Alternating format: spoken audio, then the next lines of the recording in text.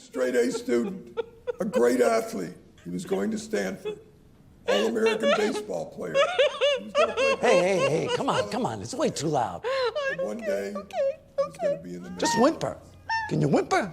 This is a day of celebrating Kenny's life. What are you doing? Go cry outside, for God's sake. He's so young. Come on, it's enough already. I can't hear a thing. Shut up. I'ma make you walk like that. Make you walk like that. Make you walk like that.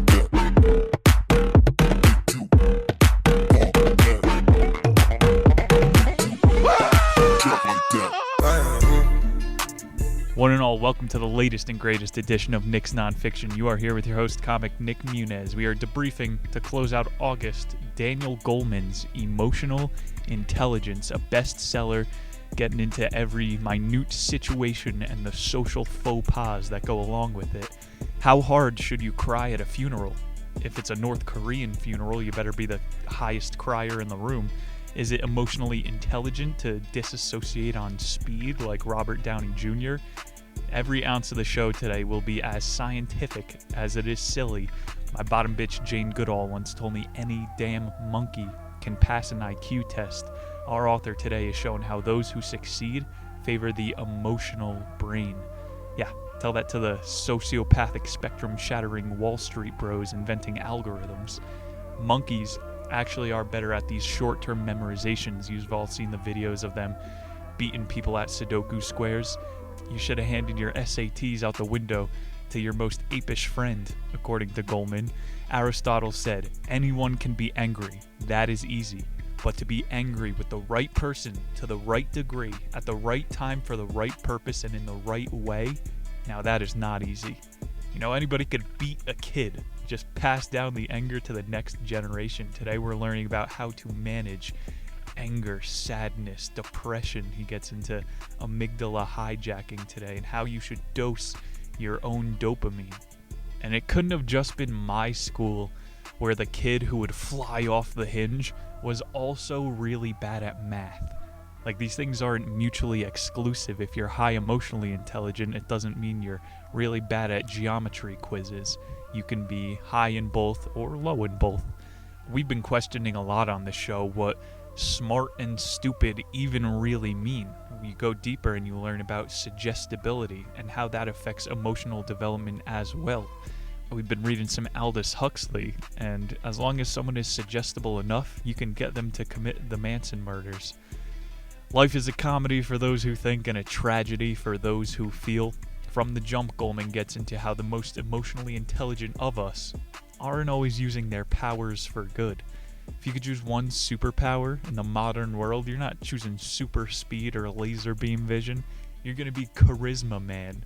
Could have half the country eating out of your hand in no time. It's about time to hear a word from our sponsors.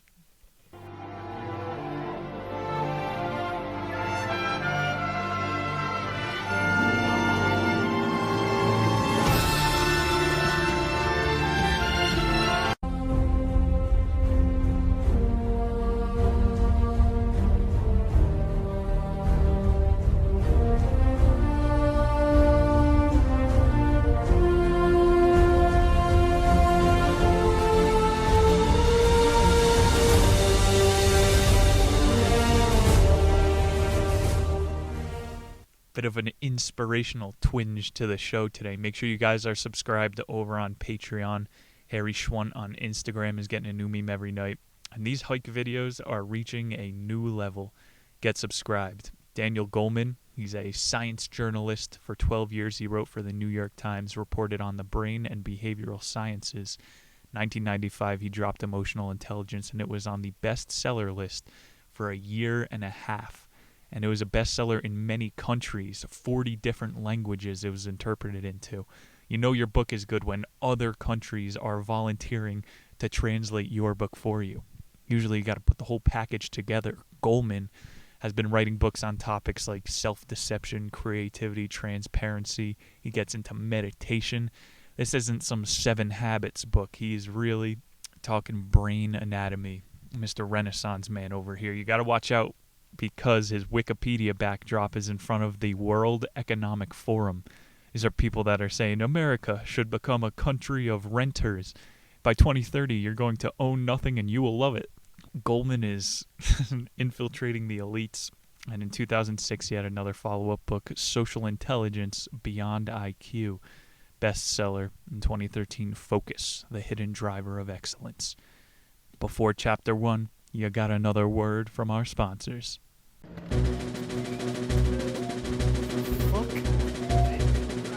Oh my god. What are they doing? What are you guys? You guys must actually be.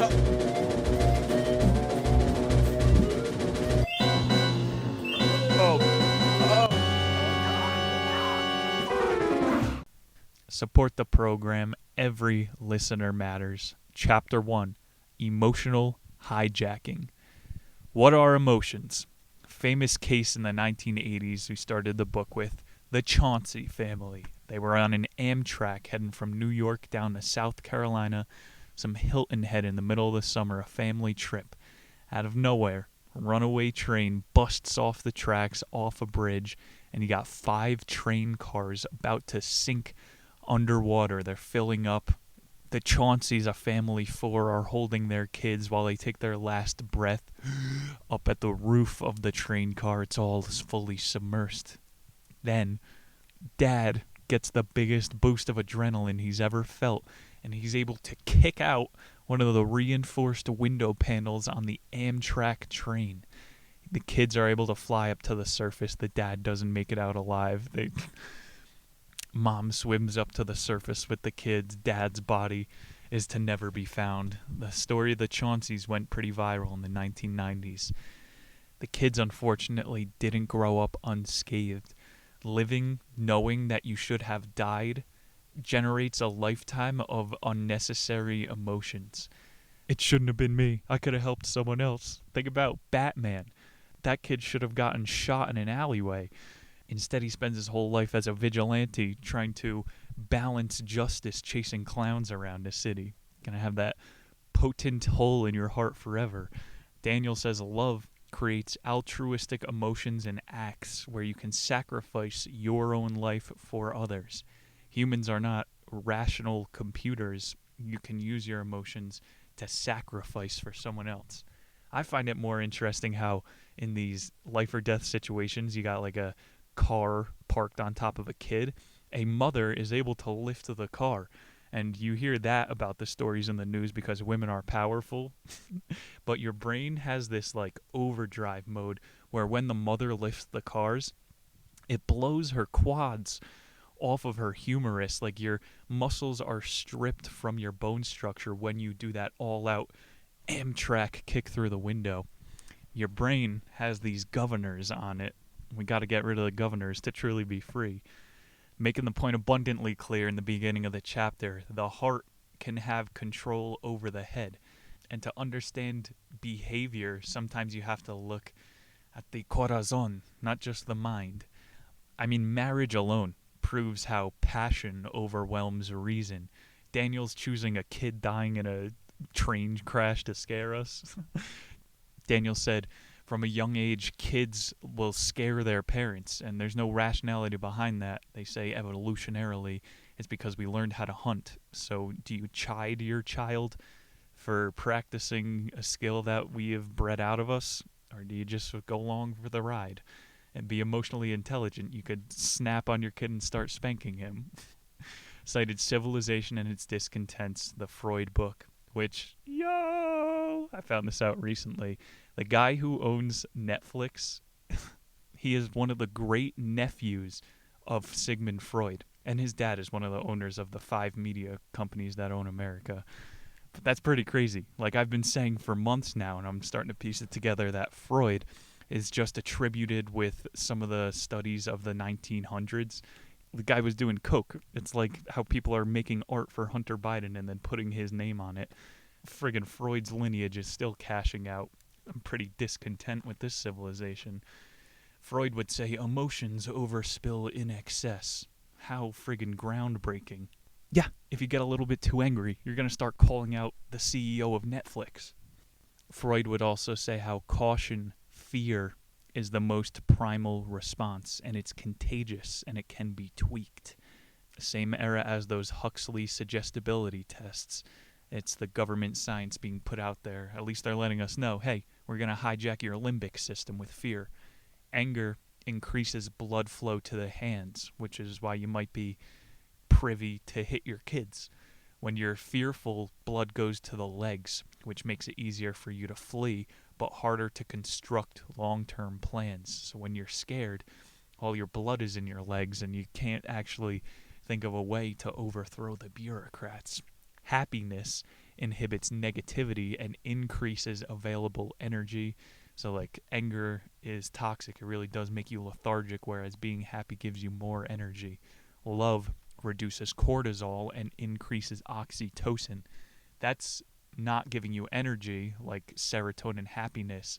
Love is like a coma. It's the opposite of fight or flight. You feel comfortable. It's a natural relaxation state. You need it to rebuild. Lastly, disgust is one of the 5 main emotions, and it's universal in all animals. You see your dog when it smells bad poop. It snarls its upper lip, the nose goes upturned. This is how you could tell if someone's eaten something that you shouldn't. Goleman is saying you cannot be fully enlightened if you don't know how these root emotions affect your neurochemistry. He got back into the Chaunceys a little bit and the lack of rationality we have. At the end of the day, it would be the most rational for human beings to only help themselves. We still need the saints, though, the nuns. Several times in the history of humanity, civilization was down to just a few thousand people and a few dozen North Americans at one point. You need these mass morals of selflessness to carry on. I mean, what are we talking about? There's 7 billion people. Are you writing this in 4000 BC? He says even if you are a selfish person, the way to develop the neocortex is bridging the duality. Like, you don't just have to be this one thing forever. You can make choices that you wouldn't normally make. You probably don't know this. Martin Luther King burglarized an Upper East Side apartment early in his career so his wife and his 2-year-old daughter could eat. So we should throw out Kwanzaa Black Power Day and Juneteenth because MLK was a criminal. We should throw out the Constitution because Thomas Jefferson had slaves. There's nuance in life. I mean, people who cannot see that good people do bad things are not very intelligent, period. Not even just emotionally. It's that Horace Walpole quote, "Life is a comedy for those who think and a tragedy for those who feel." Your hippocampus and your amygdala are traitors. You got this emotional leftover from the Stone Age that we could all just be little functioning droids and society would be a lot better. Better, quotations, less crime. Neuroscientists call that link between the hippocampus and the amygdala your nose brain. Before you can even comprehend what is happening in a situation, you're being hit with pheromones. There's all this, you could feel someone's fear radiating off of them, and it really does communicate from your amygdala to your hippocampus, which is a non-conscious part of the brain. Like your prefrontal is where all the thinking takes place. Hippocampus, this is reptilian brain. So if you see someone else cowering in fear, you can't help to also be infected with the anxiety. You have like 2 little almond-shaped nodes in your brain. It's on the left and the right side, and those are your amygdalas. The side brain is directly linked to smell. So I brought up the pheromones before. We don't even know what our lesser attuned senses are putting into our brain. So if you get a side brain injury, you're not as likely to get laid. You're smelling the wrong chick's odor. Scarier that the amygdala can store your emotional memory. So if you do get conked on the side of the head, there are people that have high IQs, but then they forget the smell of their mother's cookies. You know, you get hit in the back of the head, you're blind. You get hit in the front of the head, that prefrontal, you turn into a lovable mongoloid. The amygdala is your emotional sentinel. Remember this for the book today, those 2 little almonds in your head. It's the crow that flies above and sends out the signal for the rest of the pack. Caw! The tripwires. the hardest part about behavior. We're definitely going to be talking about triggers. This is the end of the chapter here. Cognitive behavioral therapy. Alcoholic Anonymous, things like 12-step programs are built off of CBT. You have to be able to identify whatever the sentinel is that sets off this brain function. To be emotionally intelligent, you have to live within a small emotional bandwidth. And our emotions have a mind of their own, which can hold independent reasons. Like, it can hijack that rational brain just because you're emotional about something. Learn about these things. The more you learn, the easier it is to control. And by the end of this book, you'll be a guru harmonizing emotion and thought. Let's hit up chapter 2, When Smart is Dumb. He starts us with the Greek motto, recently rebranded by the Six Mafia, Know Thyself. Jason H. was a straight-A student at Coral Springs, Florida. He defined himself by his grades. Every school had one of these kids. They carried around a home supply office store in their backpack. Jason H. had this teacher, Mr. Polagrudo, a physics teacher, who gave him an 80 on a quiz. This was jeopardizing Jason's sense of self. Jason H. decided to go through with stabbing Mr. P repeatedly with a kitchen knife in school. These smart kids sometimes are the least stable. The violence is a symptom of anger, which is going to overfill at some point. So should he take it out on himself or on the person who made him angry in the first place? Lots of times, things are non-linear. We can't trace back the cause to the effect. But we do know that stress is what maxes out smart people. If you're able to mitigate your stress, you could reach a whole new level of intellect. This is when smart becomes dumb. Emotional intelligence is the ability to recognize what complex the anger is stemming from. Jason H. thought Mr. P was his only friend because he's a smart kid and teachers are the only people that will talk to these kids. And he didn't think that his friend would give him a B, so he decides to stab his friend to death. Where is that anger coming from? Not from Mr. P, not from himself. It's likely misattributed anger here. He definitely didn't learn that Plato quote. Just the right amount of anger. He cited a study latter half of this chapter of 500 schoolboys providing their education performance and their IQ. And over 20 years, it was one of these long-term studies, IQ or school grades have no correlation to life achievement. This is like counter to the Malcolm Gladwell academics who think for every 10 points of IQ, you're making $10,000 more. But then you read the Chris Langdon case where it's you could be the best guy at puzzles in the entire world. You're likely just going to move off the grid and get away from the crap. IQ, Daniel is saying, has nothing to do with success. Schoolwork or high grades, some people say the SATs is the closest thing the normal person takes to it. It's nothing like an IQ test. IQ tests, you're looking at like 3D pyramids and guessing the number of blocks. I don't remember that section on the SATs. I remember after the SATs, I put my balls on the handle of the proctor's car. That is high intelligentsia. You have to learn how to learn. Like, schoolwork does nothing more than give you that meta ability to acquire skills, which is good for maybe 6 years. Not necessarily everybody needs 12 years of learning how to learn.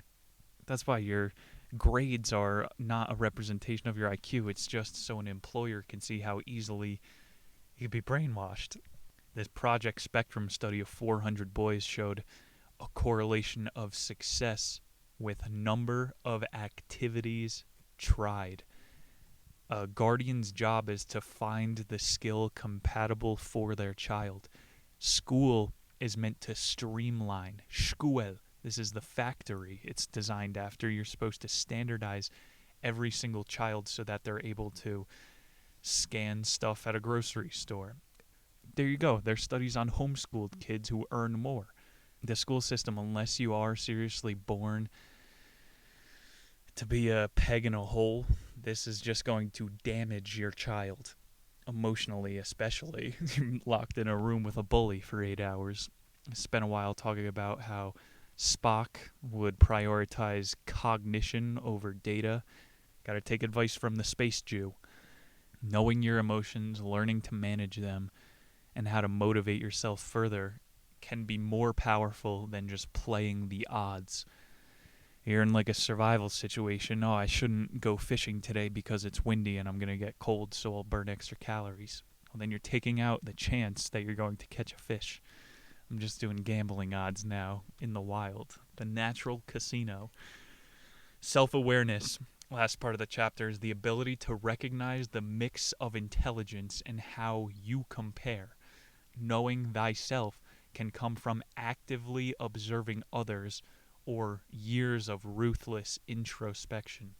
The more self-aware you are, the less engulfed you become by your emotions. You can still be passionate, which is employing your emotions into something. Your natural state is indifference, the more self-aware one becomes. He ended it on a cool note. These intrusive brain signals when you feel like you're the least aware in the room.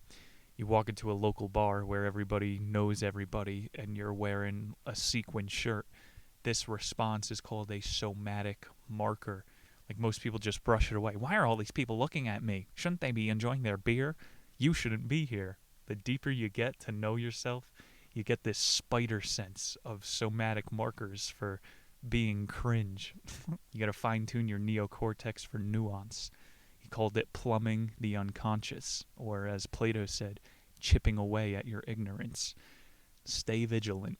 Chapter 3, Passions Slaves. In ancient Greece, they had a word for this concept, people who can't separate themselves from their passions. Sophrosin. It's sophomoric to be sophrosin. The definition is using care and emotions in conducting one's life, opposed to tempered balance and wisdom. Sophrosin. Managing your emotions is a full-time job. When you choose to neglect it, you become dull and passionless. So it's even more annoying. You can't just turn off the emotions and then be emotionally intelligent. You have to train yourself to friggin' frazzle drip, little by little bit, IV drip happiness into your brain. That is if you want to be socially successful. Self-regulation is made easier with pharmaceutical help, but there's many different kinds of dispositions that we're lumping into the same thing. This chapter is starting to get into pharma. There's many different kinds of anger. Everyone experiences road rage. This isn't the same type of latent anger you feel wasting your time at a minimum wage job. Every second you hear click, click, the talk going by and seconds of your life being wasted on something inconsequential. There's different types of rage, and lashing out at one isn't effective as others. You know, if someone does have that road rage, you got to tell yourself, okay, this guy is having a medical emergency. He wouldn't be this much of an asshole. You got to lie to yourself to be sane in this world. Rage rush is caused by the amygdala, that side brain. You have to feed into it to maintain the response. This is something a lot of people don't know. If you get mad when the guy cuts you off in the right lane, if you forgive yourself immediately, you might stay mad for 30 seconds. People that get mad and stay mad for life, you have to tell yourself a minute later, oh, that guy was such a piece of shit. I'm going to get him at the next light. You have to keep feeding into anger to maintain this response. It's literally non-sustainable to always be mad. Long-term anger is the number one emotion people have the hardest time escaping because it kind of feels good. It's almost like you're tricking your brain into some illusion of power. When I do that, I still fucking flex every muscle down to the sphincter when I get angry. It feels like I have some sort of control over the situation, when in actuality I'm creating ulcers.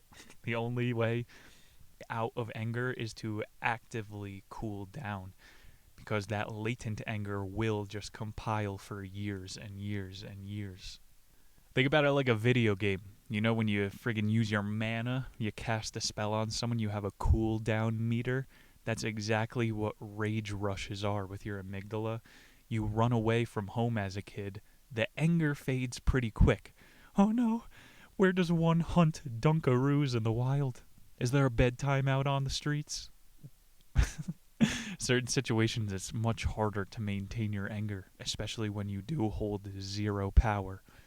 Duke University studies were showing that eating and shopping do not relieve cortisol. So stress remains high. People who are shopaholics, or you have a snack at the end of the night to take the edge off, it does nothing to lower your collective level of anger. These chemicals are pretty potent. The most constructive periods is right after a cool down, when the rational brain takes back over from the emotional brain. Daniel's like, this is when you can reintegrate why did this anger happen. You can start to identify those triggers.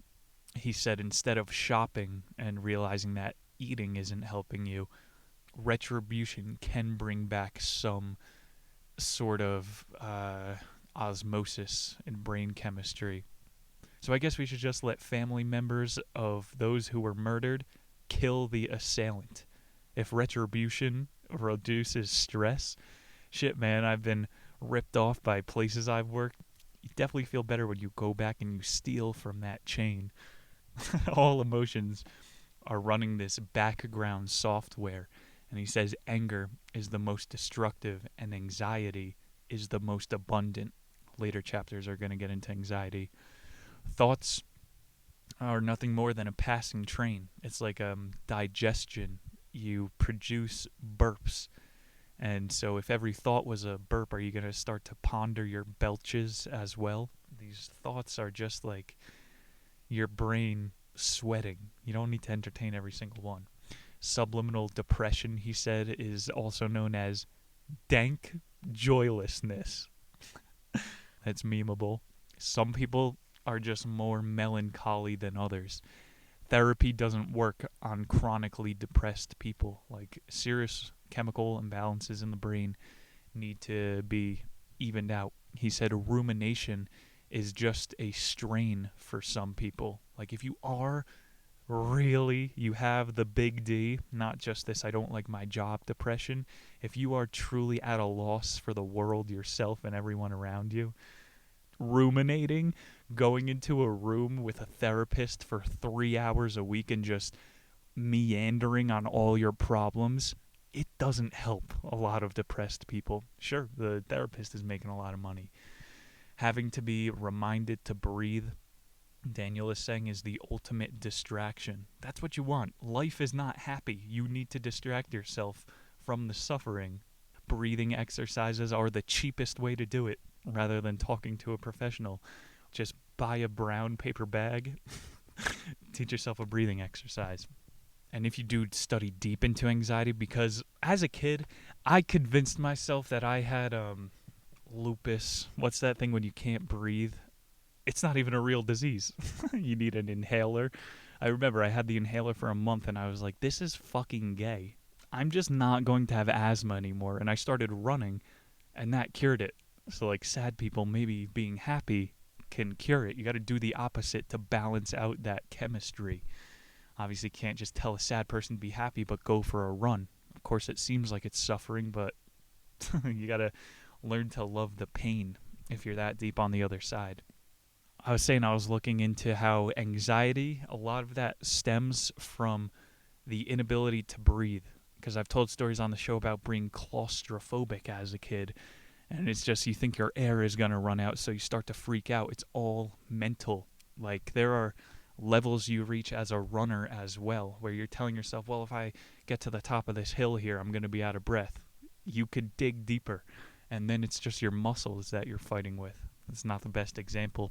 Think if you're stuck in an iron lung, you're going to be pretty damn claustrophobic, even though your lung functions are taken care of by this coffin you're in.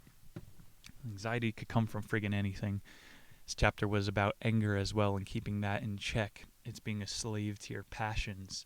Sophroniism. Unflappableness, he ended with. It is an upbeat denial or a positive disassociation. I mean, this is better to be around than some people who just want to be sad all the time. Unflappable. I wish maybe that would be the superpower. Nothing can ever get you down. positive disassociation. Yep, everything's okay. This is the best country on earth. We've never been locked down for a year. Goodbye, liberty. Nothing's ever been better. So maybe you don't want to be around these people all the time.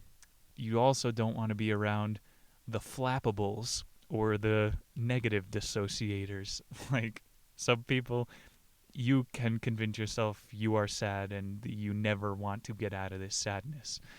And don't blame that person. Don't try to drag them out of it. That's actually a healthier bandwidth to live in than someone who's manic depressant. People are radically different. There were these Duke studies that found that crying helps women escape from many depressions. And for men, aerobic exercise helps as well. So when I go on these tangents about running and lifting, just know it is what will get you out of a mini depression. Read some Viktor E. Frankl, Meaning of Man. If you're ever depressed, go help somebody. Sitting and ruminating on your own troubles is only going to make you sadder. Chapter 4, The Roots of Empathy. This one started with a story about a surgeon named Gary. He went through a bunch of wives, and they all thought, he can't listen. This guy's a surgeon. He's obviously able to listen to his professors. He memorized hundreds of bones. The wives just didn't feel heard. He's listening, but he's not reacting. Like, oh, you hear this a million times. He just doesn't listen. He's listening all right. He might be tuning it out, but the noise is getting to his ears. People want to be heard. They want you to react to what you're saying. So even if your wife didn't get together a tight 5 minutes, you're not supposed to let her bomb. You got to remember, when you were a kid and someone got hurt, you would like run over by them and lay down on the ground and pretend to be hurt yourself. Remember that? And then that other kid would start to feel better. That's what it is in the mental level. You got to let people know, oh my God, your life is so sad. Your coworker didn't talk to you. Gary considers himself a lexithmic, which makes him good at his career. It's the indifference to other people's emotions. So it's classified as a disease and he needs to be medicated by Big Pharma. But he's just found a way to not let other people affect his mental state. Empathy comes from self-awareness. So just like passion, you can turn it on and off. And the best sociopaths can turn off empathy for years at a time. How can you know how your wife feels if you are unaware?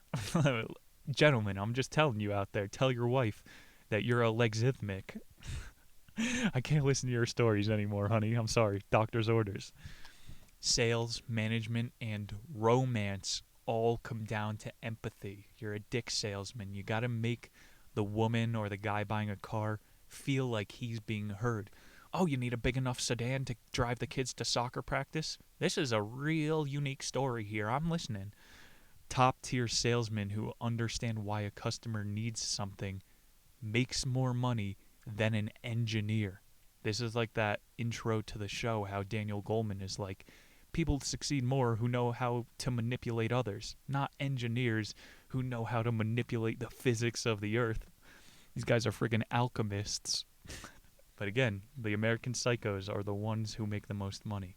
They did this test at Harvard. It was called PONS, and it measures nonverbal sensitivity. There were people at Harvard that know how to read entire chalkboard-long equations, but they can't read a room. Same thing was displayed in vocal tone in that PONS test. Some people are unable to decode the most sarcastic voices. Like thousands of kids in this study showed up, and some were super empathetic, and they had enlarged amygdalas. It's that source of crying. Women have giant almonds in their brain. And something that these cognitive behavioral therapists say is imitation is close to attunement, which is the true act of seeing through another's eyes. So if you can act sad and react to the person telling the story, then you can attune to yourself how you should be in that social situation. Now I really feel like a sociopath because I'm breaking down how to be empathetic. David said when men have kids, they naturally become more attuned to their empathetic tendencies. Just become trans, male to female. If you start hitting yourself with estrogen, I've worked with people at coffee shops who are male to female, and when they're growing tits, they're definitely more prone to cry because of an angry customer. These are not made up stories. What the hell, man? I am Spock, space Jew living with these morphic species right now. Politically correct humor. Misattunement is responsible for marriages failing. If the marriage is working, your brain becomes one. Like they say, when you're married, you don't even remember half the things you need to because your partner has that other information in storage. He's like, if you can't attune your brain to your partner, what are we doing here? Love, marriage is like a shit. If you have to force it, it's probably going to be pretty messy. That pond study was pretty cool, though. You could read A Tale of Two Cities, but you can't read your wife's feelings. UC Berkeley also did a study showing couples who are able to pause an argument and then argue the other side have much longer shelf lives. This is like Debate Club 101. You have to argue the other side. What if you tried to get your girlfriend to choose the restaurant that you're going to eat for that night? Switch roles in situations. Think about like The Stranger we read. How could you punish a guy who doesn't feel bad for protecting his own life? You put him on death row. Some people will never be able to attune to the mass consciousness. Why does everybody feel religious? Think about jail is full of psychopaths, people that don't follow any rules, and then a smaller percent, 2%, are the sociopaths who are able to follow their own rules, and these people are very emotionally intelligent. They can act up a real tear-jerker in the courtroom. Attunement can save you from death row. He ended talking about serial killers a little bit and how there's a fundamental disconnect. These people are the epitome of a psychopath. You have a high IQ, but they just don't care about morality. So you can kill people. Daniel said bouts of psychopathy are more common than you think, and you're more likely to be killed by your spouse than some stranger. Like, people go crazy for short amount of time. And he did more of these tips, like how to not appear like a killer in your social circle. I think you're beyond help, especially from an unprofessional like me. And you're probably not listening to the show Emotional Intelligence if you don't know how to smile. He basically just ended this chapter on how to be a social chameleon, what a sociopath does. If you can't beat them, join them. Cardinal social sin is taking the lead too soon. Let people who need to talk get it all out and then mirror whatever they want. Chapter 5, Managing with Heart. Your brain can't always compute exactly how someone else feels. So if you're trying to think, okay, I'm in this person's, my wife's situation right now, I would just tell my boss off and then tell my other coworker to stop being a bitch in the lunchroom. You're trying to use your brain to rationally understand this situation. What you have to do, he's saying, is empathy is tied to your heart neurons. This shit, you literally have to try to feel for someone. I'm not sure how to put it into words. He's blowing Sigmund here a little bit more. Freud remarked, to love and to work are two full marks of maturity. Sigmund Freud also remarked, this Coke is fucking bomber, Maslow. Running with this logic, divorce rates are a good way to read trends of work and empathy, right? If the marriage isn't working, then this person doesn't know how to love.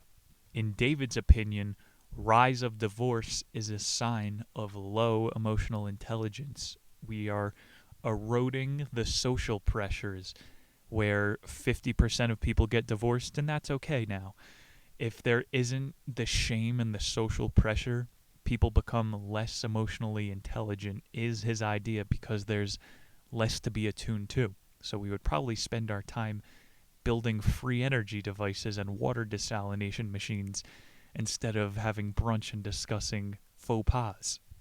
I'm not saying it's good for humanity or the development of society. This is just the way we are. When we're bored, we start micromanaging how people are supposed to act in society. David said forcing a marriage is like yelling at someone to be nice to you. Why aren't you calm? You have to be nicer to me. Look, why are you shaking? You can't muscle a bad marriage. Men and women deal with this differently. Obviously, men are quicker to leave a dysfunctional marriage, and then women are quicker to call in help. And he said these are rooted at much lower levels in our development. Like, you look at a child's soccer game. If a 5-year-old boy gets hurt on the field, the coach comes out to walk him off. And then when a girl gets hurt, everybody takes a knee, and you have to wait until she's done crying to get the game going back. It's the same thing. Men just learn to walk away from the problem quicker. You don't want to be the center of attention, and then the girl, we have to give 5 minutes to cry and get it out in front of everybody. Deborah Tannen wrote this book called You Just Don't Understand, and it's a book about how females are just that much more hormonal than males. Scientifically, we'll just never be able to understand. So why should I listen to my girlfriend's dumb problems if it's impossible for me to comprehend them?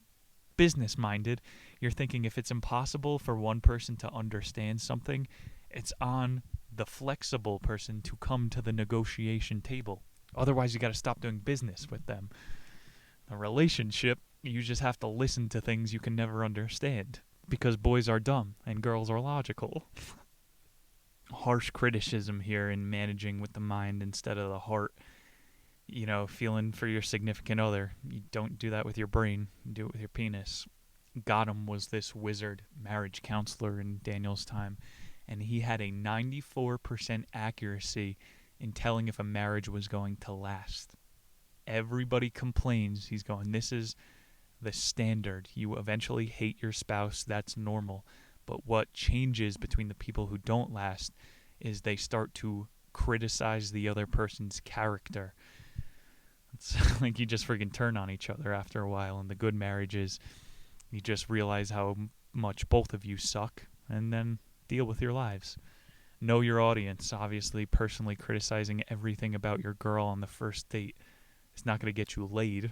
You have to lie again to be functional as a human. This Gottman guy was able to predict 10 years of marriage by observing a couple for one day. Criticism, he says, always comes with contempt.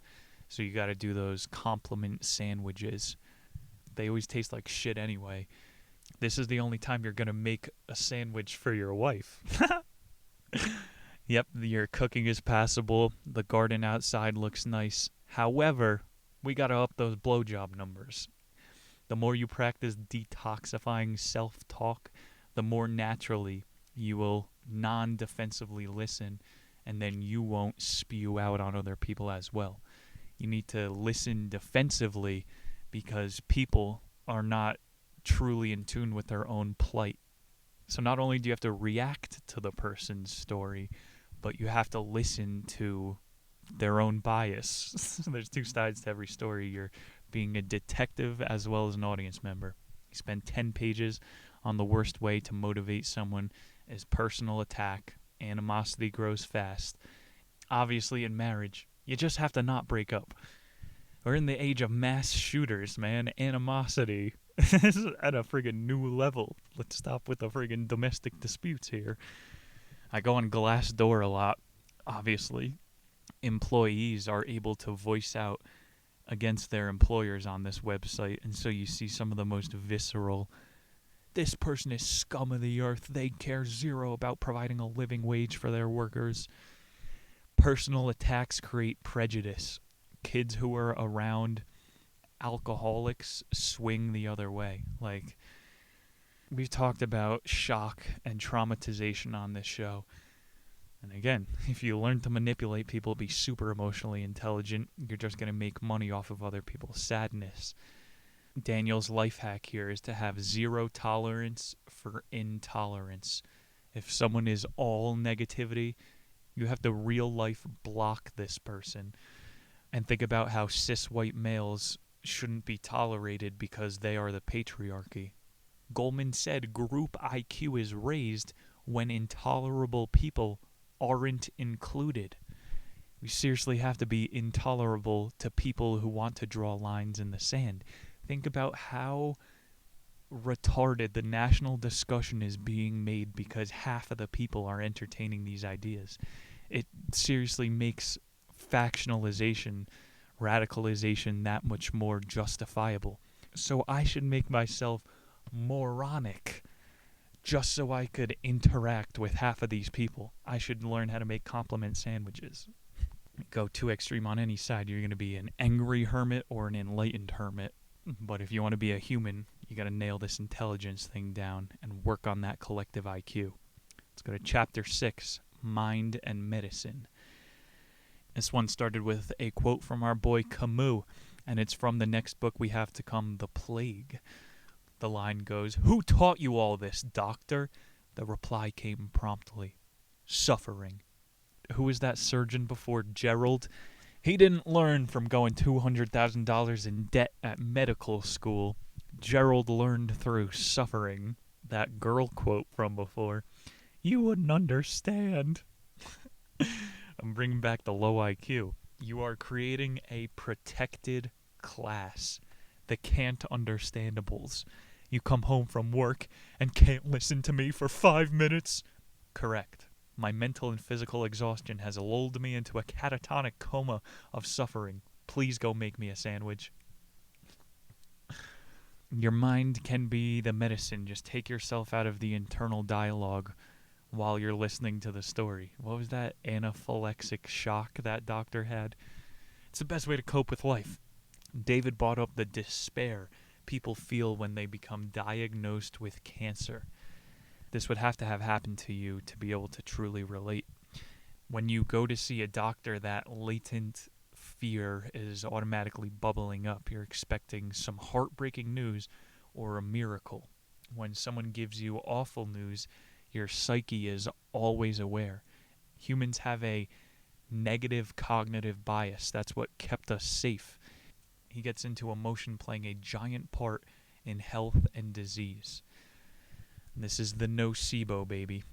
There's studies that have been done where they've given people what they thought was a shit pill. So they're like, this is going to make your stomach hurt. And it was nothing but sugar, and these people started to throw up. Back to the beginning of the show, your mind is 1,000,000 times stronger than your body. But now I have to say, because if you go too hard on that holistic health thing, you're neglecting the geriatrics. You're not storing your negative emotions in your joint pain. Old people are actually low on synovial fluid. What is this? Just meditate away your arthritis. David argues the immune system is the body brain. Very interesting perspective. It's what we learned over the past year. You can't stay inside and then just hit yourself with a magic serum and then be okay. There's no shortcuts. The only way to maintain your body is through health and activity. And so the immune system is what keeps you healthy. If you're not living smart, your body brain is going to be idiotic. After you eat a cake and you get that, oh man, unbuckle the pants, I'm laying on the couch. Everything you eat especially and what you do affects this body brain that you have. Honestly, the deeper you get into neuroscience, the more psychosomatic it gets. Like, I'm talking about physics a lot, and how the deeper you get into that, quantum entanglement makes 0 sense. Deepest level, after you learn about the different gyres and lobes of the brain, we still don't know what the hell is going on up there. This mind-body is pretty interesting, and we've been referencing Plato. He said, let thy food be thy medicine, and thy medicine be thy food. He says lymph nodes and the spleen contain immune cells which are used to regulate mood. So when you eat bad, like you're artificially sick, or just say you come down with a rhinovirus or a corona, not the one that nobody's seen under a microscope, when you're sick, it's actually more difficult to empathize. There's a higher comorbidity for COVID if you are depressed. Seriously, if you're not taking care of your mental health, your body just fucking disintegrates. Immunosuppression can last for weeks after bad eating and years after a bad depression. We're like fucking cats, dude.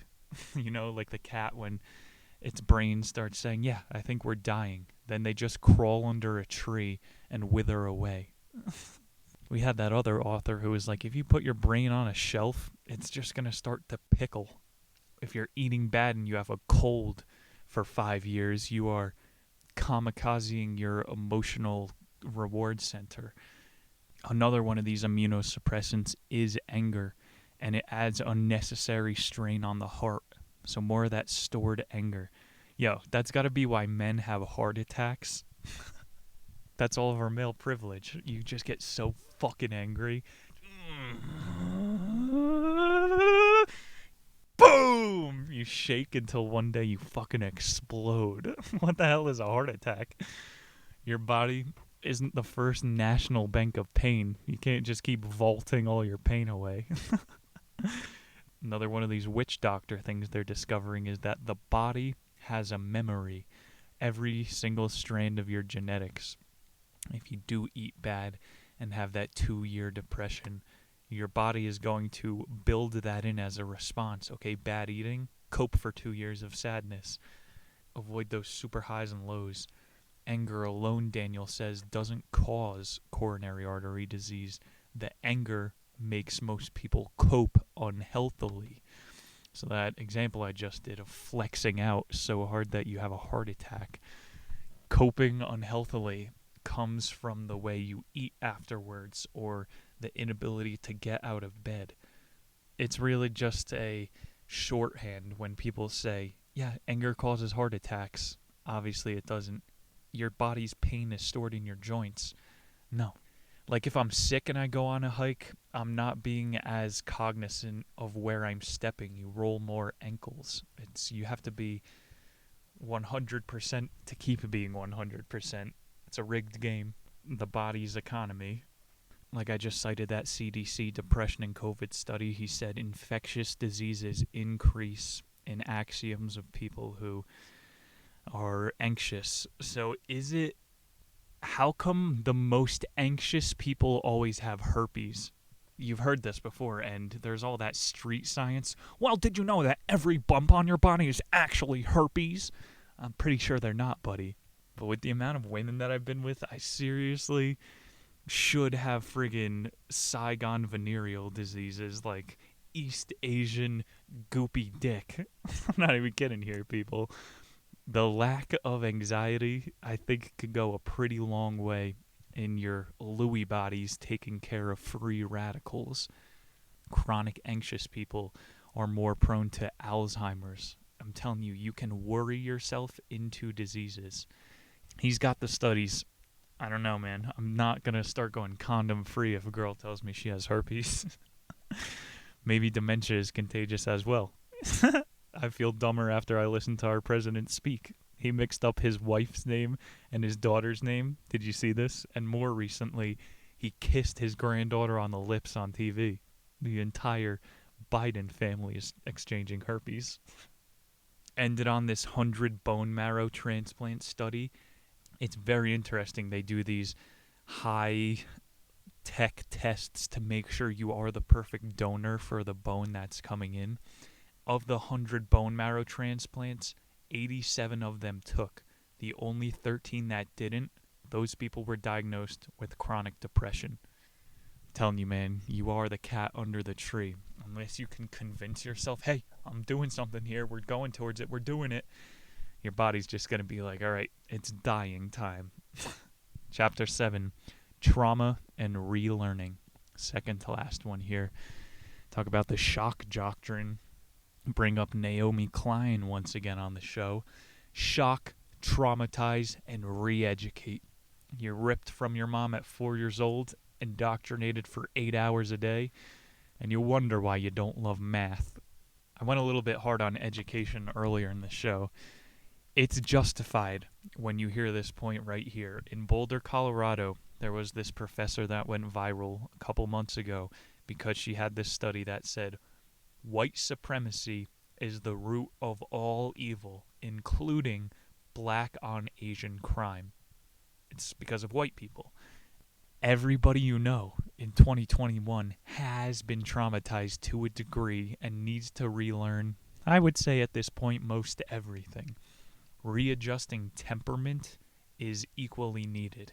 You're not taught how to manage your emotions. Holy shit, man. If there was just like if you see in some states they banned meditation, I'm pretty sure it was Arkansas. In the school district, they just banned yoga. What the? No stretching allowed. You're gonna turn gay if you learn how to do a downward dog. Readjusting temperament. Daniel, our school system never taught us how to adjust our temperament. Everybody in America has lost their temper by the age of 5. I'm obviously not very emotionally intelligent. You know, I got sent to the vice principal as a kid for yelling at my books during silent reading time. This chapter had this story about a Cambodian refugee, and this kid's mom was having PTSD during a school play because Pol Pot almost did the right kind of socialism. You got to retrain your brain. People with shell shock, they've been doing immersion therapy. This is like Clockwork Orange. You have to hold your eyeballs open and then watch your friend get blown up by a grenade 1,000,000 times for it to not have an effect on you. Some chit is this Cambodian guru, and he says memories are made more vivid with shared details. So in school, if you have a shared detail, it's more easy to remember something, even if that shared detail is a lie. If you have the loudest voice, it becomes the truth because it is a shared detail. Violent acts are more pernicious than natural disasters. He says both modify your epigenetics deeper than your brain is able to reach your DNA. Trauma is a real friggin' thing, especially natural disasters. If someone from the island of Hawaii starts living in Washington, they're going to live as far away from Mount Helen as possible. More practically, those genetic responses show themselves in times of famine. People who have had lineages that have went through times of no food are known to squirrel things away more. I think he started pretty far from this thesis here, where you don't have to have a high IQ to be in a healthy relationship. Common denominator you can draw is how PTSD is about identifying your triggers. Last half of the chapter is about how temperament is not your destiny. By knowing those activation points, you can change your character. The fact that cured depression is a real phrase, that should give you enough hope. Hope is what you got to avoid, because if you're too hopeful, then hopelessness is the only cure. You've heard this before. If you're too hopeful, then you're always looking for something good to be happen. The only hope is to be hopeless. You can relearn your temperament. It's easy to be less aggressive, but it's hard to unlearn timidness. So it's actually better to start your kid as an angry one rather than a shy one, because sensitive children, Daniel says, become timid adults. And like they do in those Malcolm Gladwell books, he says the kids who are obnoxious and like walk up to the cashier, "My mom is about to buy something. I bet that's why she's at the store, little Einstein." Those kids are the ones that grow up to be successful because they assert themselves. Timidness is a very hard temperament to change. And he ended on the obvious. Childhood is the window of opportunity to build your bones, avoid trauma. Also said to stimulate your kid's mind. Again, the parents are responsible for finding the best lane for the kid to contend in the rat race. And they've done those rich rat, poor rat studies. Like one rat is in a cage where it has a hamster wheel, and he winds up to run faster, fucking obviously, than the rat who doesn't have the hamster wheel. And somehow these scientists say, you see now poor kids are not as fast because they don't have hamster wheels. Science. Obvious one. Don't traumatize your kids. Last chapter, number 8, schooling the emotions. Shouldn't be called emotional intelligence. It should really be called emotional literacy. You're learning how to read other people's emotions and reflect it. Not to mention, lots of intelligent people, even in academia, despise reading. I know what I know. I'm already the expert in my field. How can you be truly knowledgeable about your emotions if you're illiterate? This chapter talked about Jefferson High School in Brooklyn. They had an extremely low literacy rate. And this was before it was cool. One kid bought in his dad's .38 caliber pistol, started firing shots at the school bullies. Ultimate failure of schooling. You know, you're trusting your kids with the government to be safe and also to make them smart. Instead, they are neither emotionally intelligent or these kids are dumb.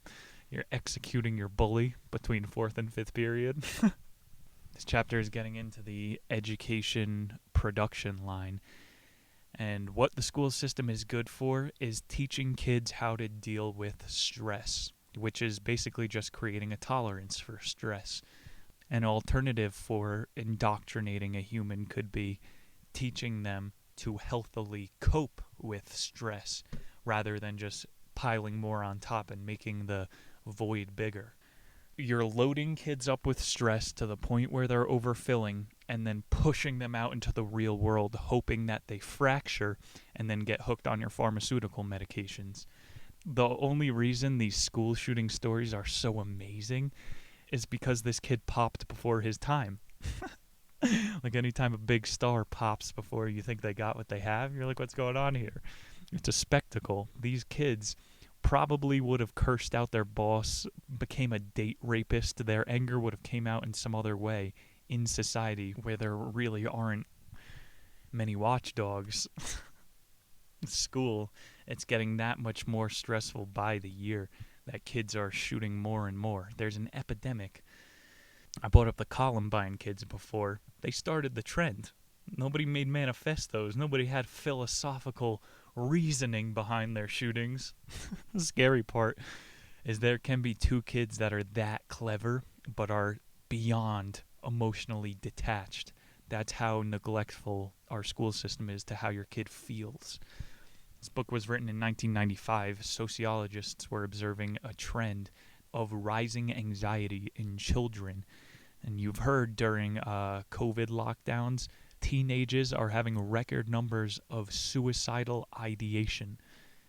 It's a good thing they all have these unchecked tempers.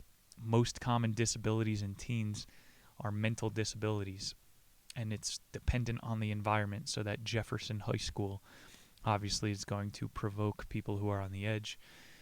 He said these mental illnesses arise in 4 symptoms: withdrawal, attention or thinking problems, anxiety or depression, or delinquent and aggressive behavior.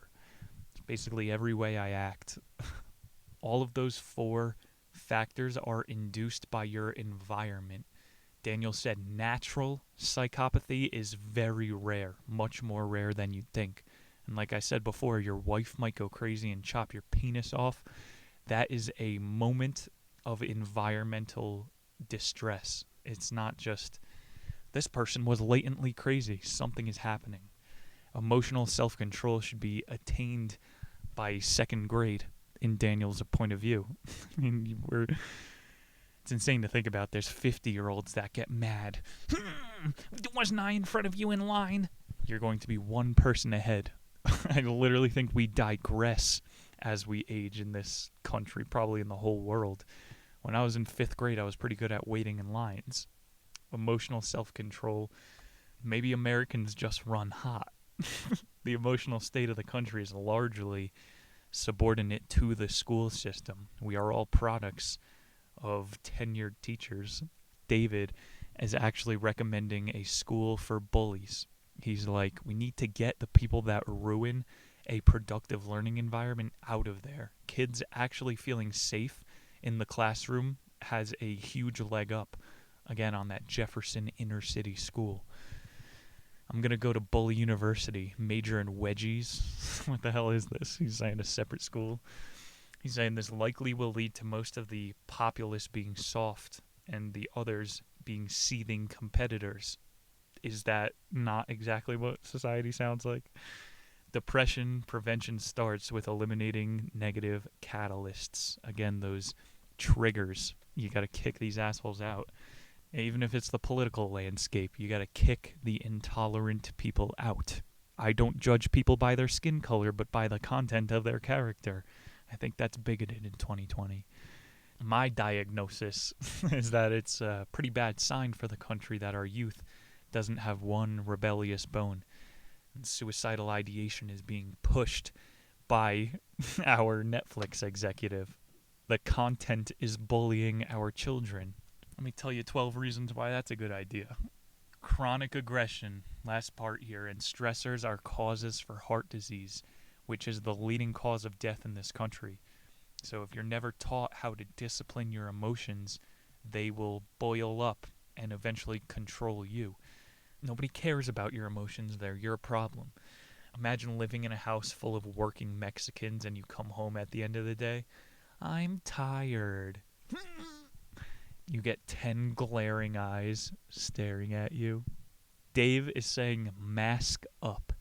Nobody wants to hear it. Be emotionally intelligent. David says information is not enough. Knowing where your amygdala is, we need to see mental health workers giving kids time of day. No single kind of intervention can do the whole job. We have to come together to ask these bare questions.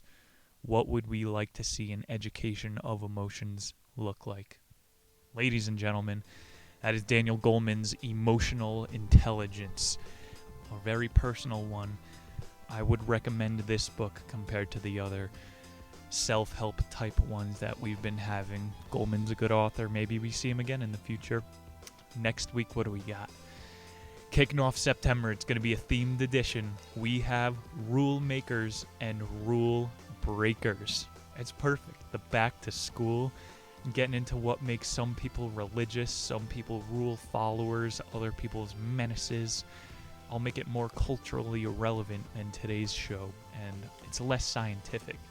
So I'm thinking about just totally reminiscing on the classroom days. I'm sure we'll have some funny stories. I'll tell in depth why my ball sack was on the SAT Proctor's door handle.